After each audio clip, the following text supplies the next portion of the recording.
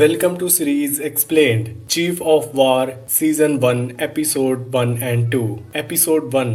Jason Momoa इस episode में हर जगह दिखता है। उसका अपीयरेंस स्ट्रॉन्ग होता है। कहानी के बीच में है काना, एक असली वॉरियर जो लेट 70s में था। ये कोई फिक्शनल हीरो नहीं बल्कि रियलिटी में एक ऐसा आदमी जो पॉलिटिकल और स्पिरिचुअल चेंजेस में बहुत बड़ा रोल प्ले करता था। लेकिन सबसे बड़ा सवाल है कियाना ने मायुई क्यों छोड़ा। शो की शुरुआत में ही हम उसका एक ऐसा वर्जन देखते हैं जो वार से मुंह मोड़ चुका है। ना कोई लड़ाई, ना कोई किंग की सेवा। अब वो काइवी के समुंदर के किनारे अपनी वाइफ, भाइयों और उनकी फैमिलीज के साथ रहता है। वो मछली का शिकार करता है और उसे मारने से पहले दुआ करता है, मतलब एक स्पिरिचुअल कनेक्ट रखता है। लेकिन उसके चेहरे पर अभी भी उसके पास्ट के निशान हैं। चीफ का कैप, हेड गियर और वॉरियर वाली पर्सनैलिटी, बस अब वो उन्हें पहनना ही नहीं चाहता। और जब पता चलता है कि वो एक privilege life chief of war का बेटा होने का स्टेटस छोड़ के आया है, तब समझ आता है कि कुछ तो सीरियस हुआ था उसके पास्ट में। फिर आता है किंग खलील, काली का रिक्वेस्ट, जो असल में एक धमकी होता है। किंग के लोग जब काइवी आते हैं तो प्यार से नहीं तलवार लेकर बात करते हैं। तुरंत पावर का फर्क दिख जाता है। काइवी के नोबल्स छुप जाते हैं और मायुई की डोमिनेंस साफ दिखने लगती है। कियाना ने मायुई क्यों छोड़ा? क्योंकि वो सिर्फ एक वॉरियर नहीं था, वो किंग का वेपन था। उसने पावर के लिए लोगों को मारा और ये सब उसके अंदर बोझ बन गया। उसका सपना था एक यूनाइटेड हवाई जगह जहां आइसलैंड एक दूसरे से लड़ाई ना करे। लेकिन समय के साथ उसने समझा कि वॉयलेंस से वो सपना पूरा नहीं होगा, इसलिए उसने वो सब कुछ छोड़ दिया। लेकिन अब उसे वापस खींच कर लाया जा रहा है और यहीं से कहानी और भी इंटरेस्टिंग हो जाती है। खलील कोई आम किंग नहीं है।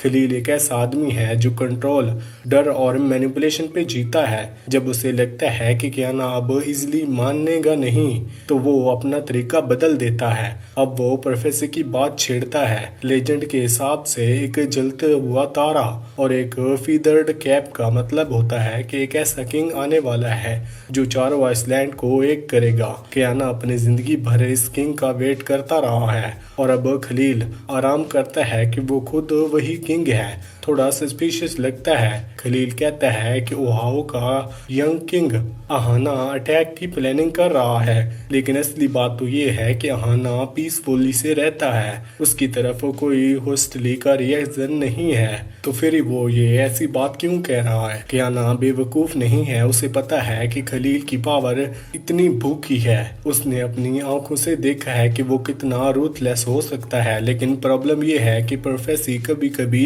इंसानों का जजमेंट ब्लर कर देती है। ऊपर से खलील इमोशनल मैनिपुलेशन करता है। कियाना लेट फादर का जिक्र करके उसके दिल को छोड़ता है। कियाना के अंदर एक उम्मीद जागती है, शायद ये वार सच में पीस ला सकती है। शायद खलील ही चूजन वन हो। इसलिए कियाना एक प्लान बनाता है, ओहाओ पर एक नॉर्मल अटैक करे जिसमें कम से कम खून बहे। बस हाई पेरिस्ट को पकड़ना है, यंग किंग को सेफ रखना है और सरेंडर करवाना है। ये एक मिडल पाथ लगता है, न पूरा वार न पूरा पीस। लेकिन हम जानते हैं खलील लो ब्लड शर्ट करता ही नहीं। मौका मिलते ही वो अपनी असली शक्ल दिखाता है, पावर हंग्री, मर्सीलेस। और यहीं से कियाना का पूरा बिलीफ सिस्टम हिलने लगता है। ओहाओ के लोग जिनके साथ वो लड़ाई कर रहे हैं वो सोल्जर्स या एनिमी नहीं, बस बेचारे फार्मर्स होते हैं। खून के बीच कियाना को एक विजन दिखाई देता है, जैसे उसकी कॉन्शियस चीख रही हो, ये रास्ता नहीं है, ये पीस नहीं है। और फिर सब कुछ टूट जाता है। खलील जो शोर पे वेट करने का नाटक कर रहा था सीधा चार्ज कर देता है ब्रूटल तरीके से। सबसे हॉरिफाइंग मोमेंट तब आता है जब वो यंग किंग अहाना को मार देता है, उसी वेपन से जो कियाना ने उसे गिफ्ट में दी थी।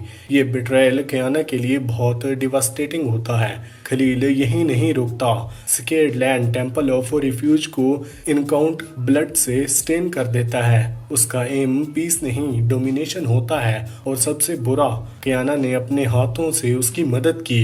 यही है एपिसोड 1 का ट्रेजेडी। कियाना ने एक फैसले किंग पे विश्वास किया, एक झूठ पे यकीन किया। अब वो एक मेस्क्योर का हिस्सा बन गया है। उसके आंसू सिर्फ इनोसेंट लोगों के लिए नहीं, अपनी आत्मा के लिए भी हैं। जो कुछ वो छोड़ के भागा था, उसी खून से भरे चक्कर में वापस आ गया है। अब कियाना एक क्रॉस रोड पे है। अब उसे सच पता है, खलील वो प्रोफेसाइड किंग नहीं है, प्रोफेसी सच है। बचपन में कियाना ने जो बर्निंग स्टार देखा था वो कोई इल्यूजन नहीं था, लेकिन असली किंग जो सारे आइसलैंड को एक करेगा और ये ब्रूटैलिटी खत्म करेगा अभी भी नहीं आया। हिस्ट्री कहती है कि वो होगा किंग।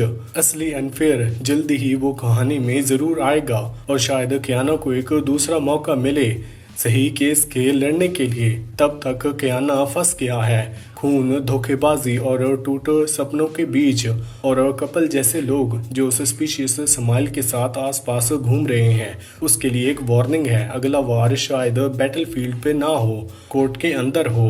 एपिसोड 2 सबसे पहले बात करते हैं कहूमानों की। ये लड़की अलग ही लेवल की है। जिस मोमेंट में वो स्क्रीन पर आती है तुम महसूस करते हो कि इसके अंदर एक आग है जो इग्नोर नहीं की जा सकती। उसका फैसिनेशन सिर्फ स्टार के साथ नहीं बल्कि ऑब्सेशन है। वो ग्रेट रेड स्टार जो उसके एंसेस्टर नेगोशिएशन के लिए यूज करते थे। ये शायद तुम्हें एक पॉलिटिकल डिटेल लगे, लेकिन इनसेंट हवाई में वो वुमन को स्टार स्टडी करना अलाउड ही नहीं था। इसलिए कहूमानों में वो फुल ऑन रिबिलियन है। उसका अंकल चुपके से कापू लाओ तोड़ के उसे सिखाता है, और वो हर वर्ड शॉक करती है। उसे एक मैथ बहुत पसंद है, रेड स्टार वाला, जिसमें एक वॉरियर हेवंस में लव के लिए ट्रैवल करता है और अपने वापस लाइफ लेकर आता है। ये उसके लिए सिर्फ एक कहानी नहीं, एक सपना है, एक दुनिया जो उसे कन्फाइंड वर्ल्ड से बहुत जोड़ती है, लेकिन रियल वर्ल्ड जल्दी ही नॉक करता है। उसका फादर मो बैड न्यूज लेकर आता है। खलील का बॉडी इन्विजन ऑफ हाउ सबको टेंशन में डाल चुका है, और अब हवाई मिडल में फंस गया है। कुहामानों का बर्थ पॉलिटिकल टेंशन का सिंबल है।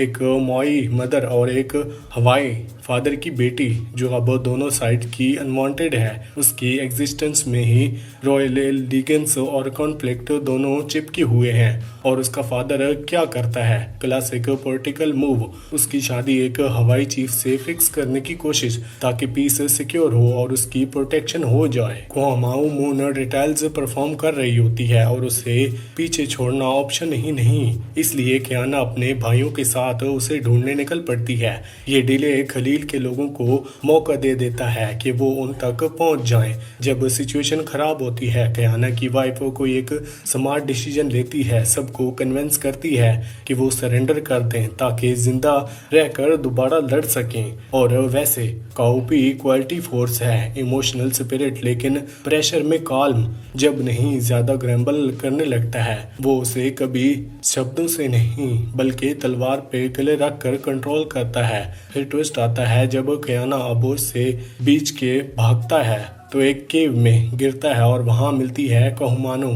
फेट राइट वो उसका इलाज करती है और उन शांत पलों में कुछ पावरफुल डेवलपमेंट होता है। दोनों एक जैसे अपने ही देश में एग्जाइल नोबिलिटी में पैदा हुए, लेकिन उनके किंग्स के लिए अनवांटेड जिनसे वो कभी सर्व करते थे। दोनों प्लान बनाते हैं। कहूमा को हवाई जाना है क्योंकि वो जानती है कि उसका वक्त आ गया है, और कियाना को अपने परिवार को ढूंढना है। तो दोनों साथ राइड करने वाले होते हैं, लेकिन निकलने से पहले ही यूबोरियंस आ जाते हैं। ये उसका टर्निंग पॉइंट है। वो ऐसी चीजें सीखने वाली है जो किसी हवाई ने पहले कभी नहीं सीखी। और इसी के साथ ये एपिसोड यहीं पर खत्म होते हैं। वीडियो अच्छी लगी तो वीडियो को लाइक करके चैनल को सब्सक्राइब लाजमी करना। Thanks for watching.